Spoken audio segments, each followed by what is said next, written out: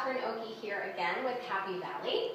In this video, I want to talk about our puppets. So across all three levels, in the back of the book, you will find puppets that students can make themselves. So these are from Happy Valley 1, these are Happy Valley 2, and these are Happy Valley 3. And these are the characters that will show up in the Let's Listen and Say portion of the Let's Learn page.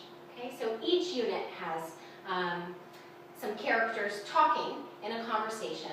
And what I like to do is, at the beginning of each new year, here in Japan it's in April, I have the students make their puppets, and I have my puppets as well, which are laminated, and I put a color back to match the textbook that they came from. So red for the first level, green for the third level, and blue for the second level. But you can use many of the puppets across levels. So these are really useful to have in class, so students can do the conversations using the puppets. This is a nice way for students to feel comfortable before they're ready to speak.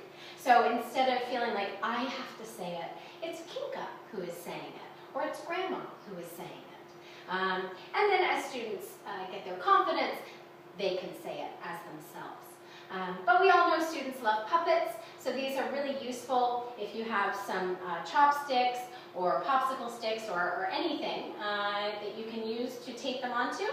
You're on your way to having a successful class with Kinka, Pinka, and the rest of the characters. So, thanks for watching, and we'll see you soon.